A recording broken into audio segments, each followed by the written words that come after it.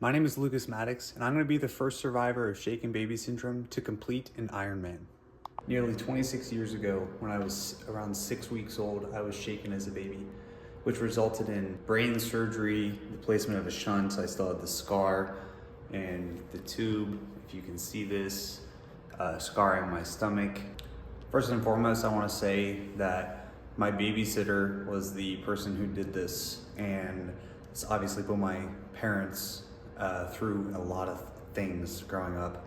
I've had many stories of this, so before anyone wonders, I want to clear that up. It resulted in many months of physical therapy. As an infant, I do not remember any of this, but it's just from stories that my family has told me. And thousands of MRIs and CAT scans to make sure that obviously my brain was developing healthily and I was on my way.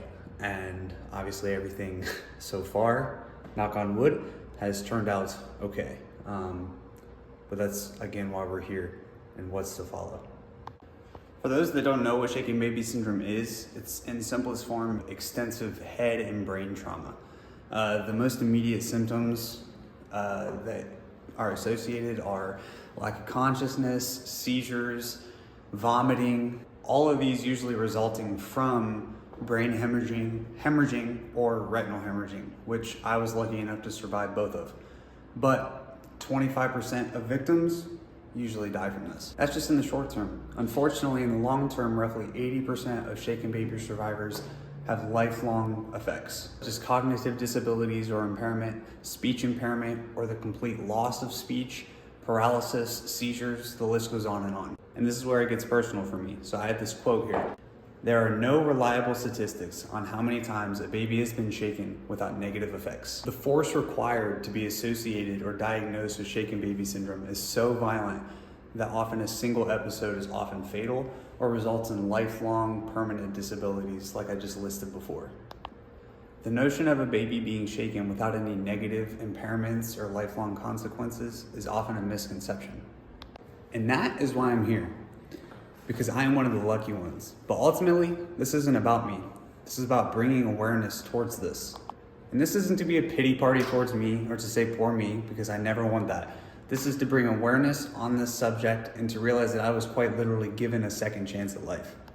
So I'm happy to say today that I am in partnership with the SBA, the Shaken Baby Alliance out of Fort Worth, Texas, and the NCSBS, the National Center on Shaken Baby Syndrome out of Farmington, Utah. These organizations have been working to raise awareness on this for years, but now we're going to work together to raise donations on this topic. I'm going to attach links below to both of their sites, the informative side, the articles, and then the direct donation links. I do want to say, obviously no donation is necessary. Both organizations are happily standing beside me to raise donations for this. So the plan for how this is going to go. I'm going to document my training and struggles along the way for my Ironman race. And I've never recorded videos before, so on top of a full-time job, training for an Ironman, yada yada, you name it, I'm sure this is gonna be really relaxing, stress-free, it'll be fine.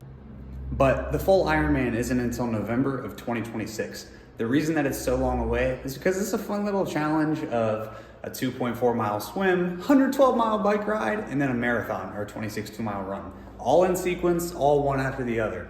It takes people anywhere from 8 to 16 hours. Now, I just completed an Olympic distance triathlon back in September, like a month and a half ago, and now I have a half Ironman coming up in Haines City, Florida in December, on December 14th. Those races, especially the half Ironman coming up, are just to honor my commitment and show that I'm dedicated to the training. I've been doing it for just a couple of months now, and it'll help me get my feet wet, my feet in the water for the documentation, and ultimately just gives me more time to raise awareness on this. It gives me an entire calendar year for me and both those organizations to work together, get donations or whatever can happen out of this. Now, obviously all proceeds go to these organizations, especially if you click their direct donation links. So today begins the road to becoming the first survivor of shaken baby syndrome to complete or at least try an Ironman.